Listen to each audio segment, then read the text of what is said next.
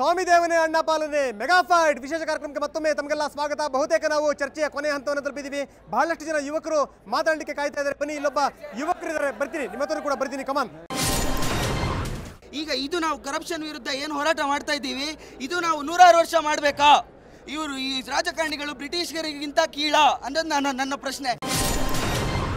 ಅವರು ಸಹನೆ ತಗೋಬೇಕು ಹಂಗೆ ಹಿಂಗೆ ಅಂತ ಹೇಳಿದ್ರಲ್ಲ, ಇಷ್ಟು ವರ್ಷ ಸಹನೆ ತೊಗೊಂಡಿದ್ದಕ್ಕೆ ಏನು ಮಾಡ್ತಾ ಇದ್ದಾರೆ ಅವರು? ಅವ್ರಿಗೆ ಸಹನೆ ಕಳ್ಕೊಂಡು ಹಂಗೆ ಮಾತಾಡ್ತಾ ಇದ್ದಾರಲ್ಲ ಸರ್. ಓಕೆ. ಆಮೇಲೆ ಲಿಟ್ರೇಟ್ಸ್ ಇಂದ ಆಗ್ತಾ ಇದೆ, ಇಲಿಟ್ರೇಟ್ಸ್ ಇಂದ ಆಗ್ತಾ ಇದೆ ಅಂತಾರ. ಲಿಟ್ರೇಟ್ ಆಗಿ ಅವ್ರೇನು ಮಾಡ್ತಾ ಇದ್ದಾರೆ ಈಗ? ಓಕೆ, ಅದನ್ನ ಕೇಳಬೇಕು. ಇವಾಗ ತಾನೇ ಸುದರ್ಶನ್ ಜಿ ಅವ್ರು ಹೇಳಿದ್ರು ನಾವು ಏನೋ ರಿಲಿಜಿಯನ್ನ ಪಾಲಿಟಿಕ್ಸ್ನ ಮಿಕ್ಸ್ ಮಾಡಲ್ಲ ಅಂತ. ಅಫ್ಜಲ್ ಗುರುನ ಆಮೇಲೆ ಇವಾಗ ಮೊನ್ನೆ ಕನ್ವಿಕ್ಟ್ ಆದ್ರಲ್ಲ ಅವ್ರನ್ನ ಇಷ್ಟು ದಿನ ಹ್ಯಾಂಗ್ ಮಾಡಕ್ಕೆ ಯಾಕಾಗಲಿಲ್ಲ ನಿಮಗೆ? ಆಮೇಲೆ ಇನ್ನೊಂದು ರೀಸನ್ನು, ಅಣ್ಣಾ ಹಜಾರೆ ಅವ್ರನ್ನ ಜೈಲಿಗೆ ಹಾಕ್ತೀರಾ, ಇಂಥವ್ರನ್ನ ಜೈಲ್ ಸೆಂಟೆನ್ಸ್ ಇದ್ರೂ ಪ್ಲಸ್ ಹ್ಯಾಂಗಿಂಗ್ ಡೆತ್ ಸೆಂಟೆನ್ಸ್ ಇದ್ರೂ ಅವ್ರಿಗೆ ಹ್ಯಾಂಗ್ ಮಾಡಲ್ಲ. ಓಕೆ, ಏನು ರೀಸನ್ ಇದು? ಓಕೆ. ಸೊ ಅಫ್ಜಲ್ ಗುರುನ ರಕ್ಷಣೆ ಮಾಡ್ತೀರಿ, ಕಸಬ್ ನಂತರ ಚಿಕನ್ ತಿನ್ನಿಸ್ತೀರಿ, ಆದರೆ ಯಾರು ಹೋರಾಡ್ತಾರೆ ಅವ್ರನ್ನ ಒಳಗಡೆ ಹಾಕಕ್ಕೆ ಯೋಗ್ಯತೆ ಇಲ್ಲ ಅನ್ನುವಂಥ ಮಾತನ್ನ ಯುವ ನಾಯಕರುಗಳು ಹೇಳ್ತಾ ಇದ್ದಾರೆ.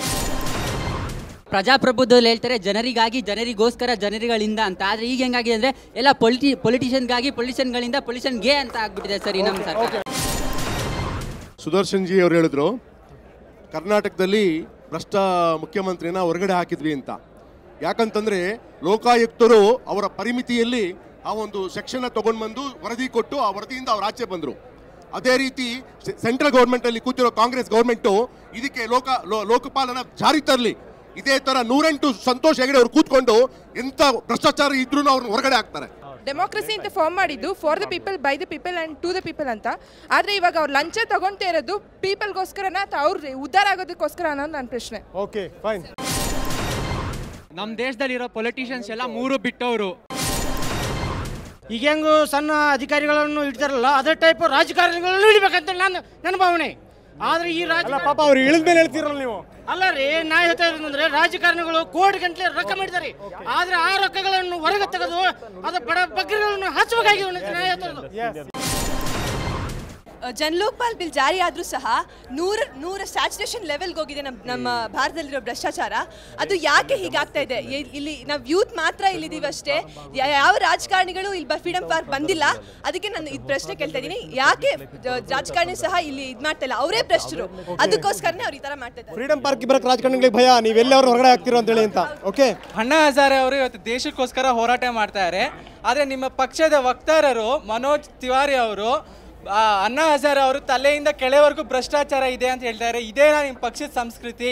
ನಮ್ಮ ದೇಶದಿಂದ ಬ್ರಿಟಿಷರನ್ನ ತೊಲಗಿಸೋದಕ್ಕೆ ನಮ್ಮ ಸ್ವಾತಂತ್ರ್ಯ ಹೋರಾಟಗಾರ ಅಂತ ಭಗತ್ ಸಿಂಗ್ ಅವರು, ಚಂದ್ರಶೇಖರ್ ಆಜಾದ್ ಅವರು, ಗಾಂಧೀಜಿ ಅವರು ತಮ್ಮ ಪ್ರಾಣಗಳನ್ನ ಕೊಟ್ಟರು.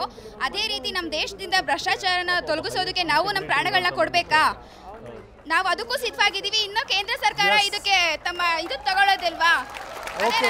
ಮತ್ತೆ ಇನ್ನೊಂದು ಪ್ರಶ್ನೆ, ನಮ್ಮ ಕಾಂಗ್ರೆಸ್ ಮುಖಂಡರು ಹೇಳಿದ್ರು ಈಗ ತಾನೇ ನಮ್ಗೆ ಯಡಿಯೂರಪ್ಪ ಭ್ರಷ್ಟರು, ಅದಕ್ಕೋಸ್ಕರ ಇದು ಕೊಟ್ಬಿಟ್ರು, ಒಂದು ರಾಜೀನಾಮೆ ಕೊಟ್ರು ಅಂತ.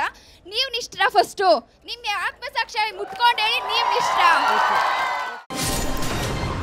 Anna Hazare is corrupt from head to toe. Do you accept the responsibility as a Congress leader and condemn at the cost of your own position in Congress party? Is it not an irresponsible statement? Yes. Okay. Amma bani. Wait, please. Sir, ಈಗ ಅಣ್ಣಾ ಹಜಾರೆ ಅವರು ಭ್ರಷ್ಟಾಚಾರನೆ ನಿರ್ಮೂಲನೆಗೋಸ್ಕರ ಹೋರಾಡಿದ್ರು. ಅವ್ರು ಹೋರಾಡಿದ್ದಾನೆ ಇವರು ಜೈಲ್ಗೆ ಹಾಕಿದ್ರು. ಈಗ ನಾವು ಎಷ್ಟು ಯುವ ಪೀಳಿಗೆ ಇಲ್ಲಿದೆ, ನಮ್ಮನ್ನು ಜೈಲ್ಗೆ ಹಾಕ್ತಾರ ಇವರು? ಎಸ್. ಓಕೆ. ಅಮ್ಮ ಹೇಳಿ. ಇಲ್ಲೆಲ್ಲ ಭ್ರಷ್ಟಾಚಾರದ ವಿಷಯ ಮಾತಾಡಿದ್ರು. ನಾನು ಆ TV1 ಚಾನೆಲ್ನಲ್ಲಿ ನೋಡಿದೆ, ಆ ಅಣ್ಣಾ ಹಜಾರೆ ರೂಮ್ನ ಯಾಕೆ ರ್ಯಾನ್ಸಾಕ್ ಮಾಡಿದ್ರು, ಅಲ್ಲಿ ಏನಿದೆ ಅಂತ ಎಲ್ಲರೂ ಹೋದ್ರು. ಆಫ್ಟರ್ ಆಲ್ ಅವ್ರ ಹತ್ರ ಇದ್ದಿದ್ದೆಲ್ಲ ಕ್ವಶನಿಯರ್ ಪೇಪರ್ ಅನ್ಸುತ್ತೆ, ಬಿಲ್ ಬಗ್ಗೆ ಅದರ ವಿಷಯ ಏನು ಮಾತಾಡಬೇಕು ಅಂತಿತ್ತು, ಆ ಪಾಯಿಂಟ್ಸ್ ಇತ್ತು. ಅದಕ್ಕೆ ನನಗೆ ಈ ಕಾಂಗ್ರೆಸ್ ಅವ್ರನ್ನೆಲ್ಲ ಕೇಳ್ತೀನಿ ನಾನು, ಆ ರ್ಯಾನ್ಸಾಕ್ ಮಾಡೋದ್ರಿಂದ ರೂಮ್ನಲ್ಲಿ ಏನು ಸಿಕ್ತು ನಿಮಗೆ ಅದರಿಂದ? ಸೊ ಇಲ್ಲಿ ಇಷ್ಟೊಂದು ಜನ ಪ್ರಶ್ನೆ ಕೇಳಿದ್ರಿ, ಕೆಲವೊಂದು ಪ್ರಶ್ನೆಗಳು ಕೇಳಿಸಿದೆ ಅಂತ ನಾನು ಭಾವಿಸ್ತೀನಿ. ಯಾಕಂದರೆ ಇಷ್ಟೊಂದು ಗದ್ದಲದ ನಡುವೆ ಆದರೂ ಕೂಡ ಉತ್ತರ ಕೊಡ್ಲಿಕ್ಕೆ ನಾಯಕರಿದ್ದಾರೆ. ಕೊನೆಯ ಸುತ್ತಿನ ಒಂದು ಉತ್ತರ ನಿಮ್ಮ ಪ್ರಶ್ನೆಗಳಿಗೆ ಏನು ನೋಡೋಣ. ಅದಕ್ಕಿಂತ ಮೊದಲು ಒಂದು ಸಣ್ಣ ಬ್ರೇಕ್ ತಗೊಳ್ತಾ ಇದ್ದೀರಿ.